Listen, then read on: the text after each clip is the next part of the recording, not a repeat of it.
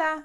Profe Arnaly here, Pedacitos de Español con Lengualista, a little bit of Spanish with Lengualista. How many times have I told you that English is harder than Spanish? Many, haven't I? Well, not today. Not today. Today, we are going to complicate things a little bit because we're going to talk about the question word cuánto, cuánta, cuántos, cuántas. Wow. Do you remember when we talked about Mario, Maria, masculine, feminine, and we said that we like to match in Spanish? Well, that applies right here, and that will make it easy to understand. Now that you understood masculine and feminine, and that we like to match in Spanish, things get easier because the rest is just like in English. In English, if we're talking about water, agua, we cannot count the water. So we ask how much, which in Spanish is cuánta. First of all, because it's agua, feminine.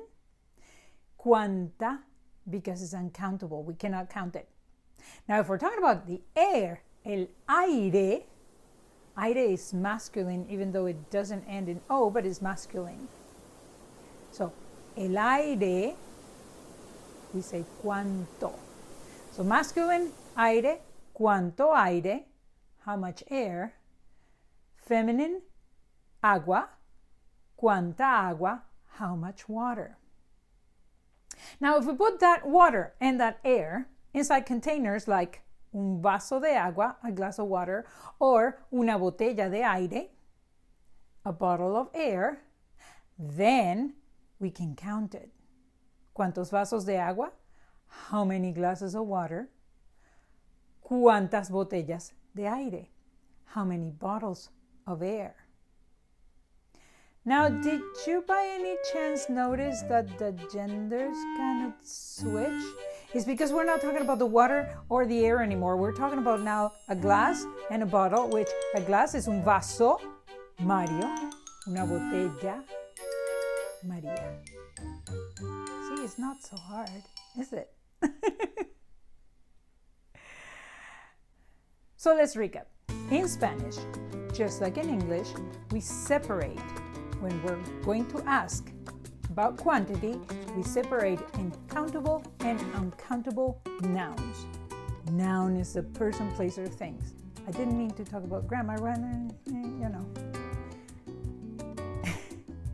When the nouns are uncountable, we use cuánta, cuánto, depending on the gender.